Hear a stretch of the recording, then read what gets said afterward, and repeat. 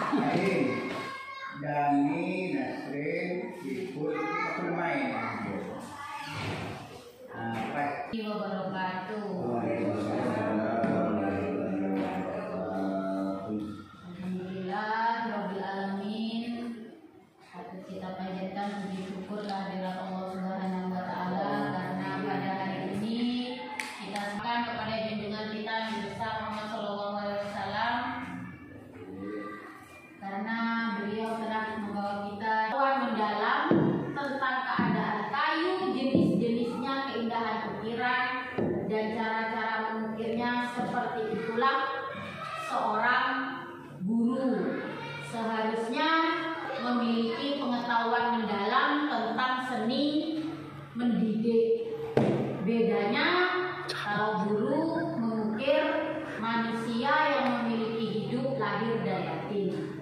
Saya rasa kutipan ini ada hubungannya memang, karena memang Ki Hajar Dewantara ini adalah tokoh atau bapak pendidikan Indonesia. Kurikulum Merdeka itu berpusat pada murid. Awal-awalnya Ki Hajar Dewantara, sekarang itu kan pedomannya kalau kurikulum Merdeka kan Ki Hajar Dewantara. Itu memang Ki Hajar Dewantara itu mengapa sampai menciptakan disebut sebagai bapaknya itu kepada murid. Jadi bapak ibu tidak perlu capek-capek berceramah dari jam 7 sampai jam 12. Semua kegiatan pembelajaran itu berfokus pada murid. Bapak ibu guru sekarang itu hanya sebagai fasilitator saja atau pendamping. Jadi jika anak-anak lain mengerjakan 15 soal, maka 3 anak yang punya kelebihan khusus ini anggap nomor 2, nanti ketahuan di belakang. Apakah ada alternatif lain yang bisa dilakukan oleh ibu Renjana selain memberi soal tambahan? Ada. Tergantung jawaban nomor 1. Nomor 3, jika Anda ibu Renjana, apa yang Anda lakukan? Nah, kita bahas selanjutnya. Ini miskonsepsi pembelajaran berdiferensiasi. Langsung ke intinya ya Bapak Ibu. Nah, melakukan pembelajaran berdiferensiasi bukan berarti bahwa guru harus mengajar dengan 32 cara berbeda untuk mengajar 32 murid. Untuk murid yang lebih cepat bekerja dibanding murid lainnya. Bukan pula mengelompokkan murid yang pandai dengan yang pandai dan yang tidak pandai dengan yang tidak pandai. Bukan, saya kasih soal lagi supaya anak tersebut tidak mengganggu. Padahal yang anak yang merasa yang tadi sudah selesai duluan kan kita tidak tahu, disuruh menjawab soal lagi nih.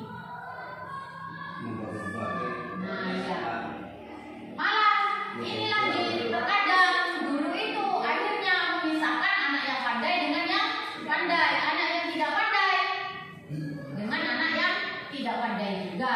Disebut sebagai pembelajaran berdiferensiasi. Kalau dulu mungkin bisa ditolerir daripada ramai atau mengganggu anak lain, saya kasih tugas lagi tanpa menghiraukan mau ibu soal boleh di bapak.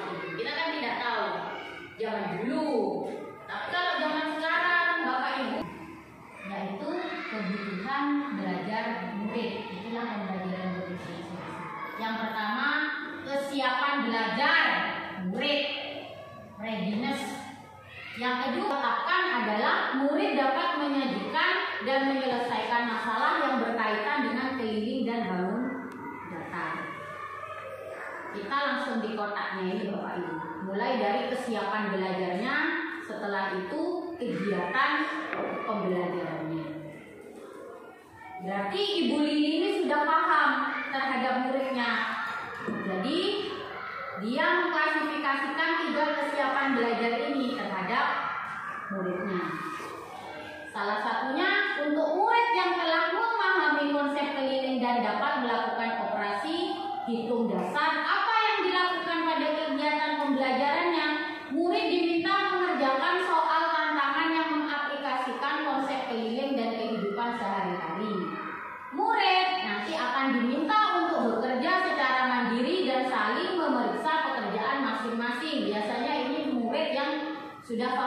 betul. Jadi enak, gurunya tinggal memberi soal. Yang kedua, kesiapan belajarnya. Untuk murid yang telah paham konsep keliling namun belum lancar dalam melakukan operasi hitung dasar. Apa yang dilakukan Ibu Lili? Ada dua. Murid menghitung keliling bangun datar menggunakan bantuan benda-benda konkret. Misalnya menggunakan lidi.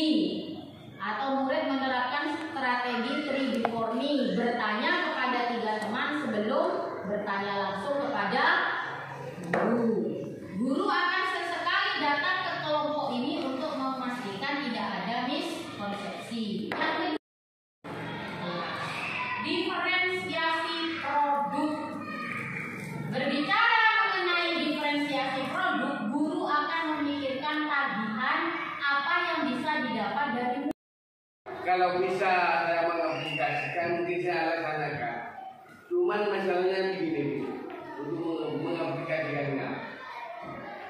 Ketika kita berbicara diferensiasi, tapi kita melihat juga apa yang diperlukan mereka ini. Contohnya promise. Promise itu sudah terdata. Bab ini, bab 1, 3, tanggal-tanggal sudah ditentukan. Masalahnya, kalau bagi pemula untuk mengaplikasikan diferensiasi itu, pikiran saya itu agak molor dari jadwal itu, karena tidak semudah tidak semudah begitu untuk melakukan diferensiasi ini. Satu sisi kita melihat promis jadwal, satu sisi kita akan melakukan diferensiasi. Kenapa?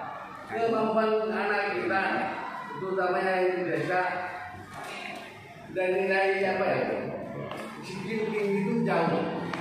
Tidak semuanya gimana, tapi skillnya rata-rata di bawah. Ketika kita menilai diferensiasi, minat apa?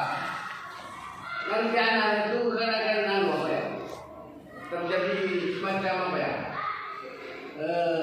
bukan ini lah, banyak itu. Bapaknya sini ngarang, gue sini ngarang. Nah itu. Jadi gimana solusinya untuk mengatasi itu? Satu sisi kita harus melihat promis, karena kita tidak melihat promis, melakukan diferensiasi kan lambat. Tanya aja itu Bu. Ya, terima kasih pertanyaan yang bagus. Begini, si Rofi, kalau promes itu kan pasti ada topik sebenarnya. Misalkan kemarin kelas 6 tentang topik apa yang diambil IPAS ya, tentang kerangka. Itu kan berarti promes itu masih ada kerangka saja. Nah, sebetulnya guru untuk mengetahui bagaimana karakteristik muridnya itu sebetulnya di awal semester atau ketika MPLS itu sebetulnya sudah harus tahu melalui apa? Tes diagnostik awal. Nah, itu seharusnya sudah tahu. Oh, ini murid yang suka visual, oh ini murid yang suka audio, oh ini murid yang suka kinestetis. Tapi memang karena kita belum terbiasa dengan tes diagnostik awal, jadi kita mengabaikan itu. Kita langsung masuk kelas perkenalan, maksudnya tanpa melihat perbedaan apa itu audio, visual dan sebagainya kan, tidak melihat itu. Yang buku, lama lagi. Terus saya tidak lagi. Karena kemarin ketika MPLS ada program yang lebih utama di sekolah. Jadi untuk jauh saya taruh aja. Padahal itu ada. Tapi bisa dapat. Memang saya tidak tahu kalau tadi mungkin kelas yang kelas 6 misalkan di promesnya tentang topik masalah kerangka. Ya kan yang kita ajarkan tapi Asesmennya. dengan asesmennya pun tidak masalah kalau terjadi perbedaan itu kan toh tetap dalam topik yang sama. Nanti kalau sudah dalam asesmen, maksudnya begini, Filope, dalam asesmen itu kan semuanya memang tes tulis ya.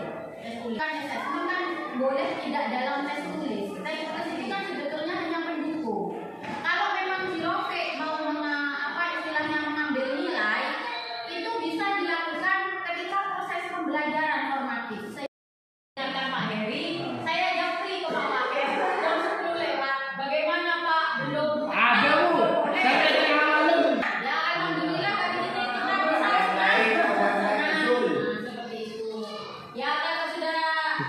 tidak ada lagi yang ditanyakan tentang pembelajaran berdiferensiasi. Saya harap Bapak Ibu nanti bisa lah ya sedikit demi sedikit mempraktekkan pembelajaran berdiferensiasi. Tidak hanya khusus untuk video PPG ya Bapak Ibu. Kalau bisa dalam keseharian Bapak Ibu, mari biar tidak monoton di kelas.